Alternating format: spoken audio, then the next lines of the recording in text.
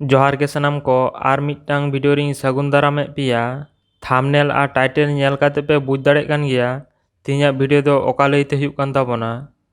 होय गाते को नोआ वीडियो रिंग बाड़ाय चो बोना आबोरेन फुटबॉलर साथे ब्लॉगर साधु मांडिया यूट्यूब खन तिने इनकाम नाम थेना। साधु मांडिया चैनल रेबन नेल लेखाय नित पर्यन्तो 276 टी वीडियो अपलोड कदा और उनीरेन कारेंट सब्सक्राइबर दो 2,07,000। साधु दा दो मिटंग फुटबॉलर हो कनाय। चालावन सेरमा जामशेदपुर JSL लीग रे टाटा मोटर साथे खेल लेना और संतोष ट्रॉफी हो खेल हेज कनाय।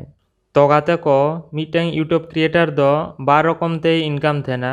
मिटेन दो एडसेंस खन और मिटे दो ब्रांड स्पॉन्सरशिप खोय। तो गाते को तीन दो बनेला एडसेंस खना तीन गान साधु दा इनकाम थेना।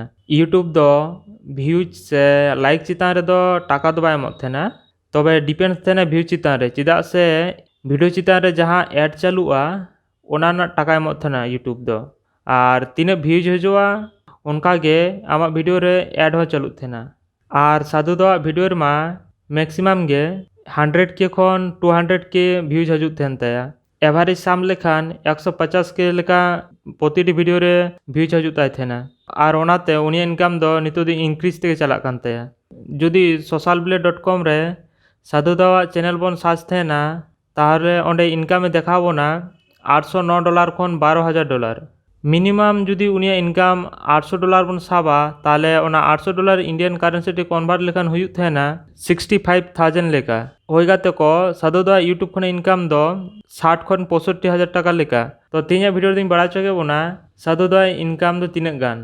तो तीना नो हुडिंग माछे वीडियो दो नोडे धबी गे थेन कान ताबोना। जुदी नो वीडियो बन कुसिये काना ताले मिटे लाइक मा तबन पे और चैनल रे जुदी ना बेना बोना ताले मिटे सब्सक्राइब दो आलो बन हिडिंग मा एनखान नापाम बन हा आर मिटे नावाना वीडियो रे मा तबे एनखान जोहार गे।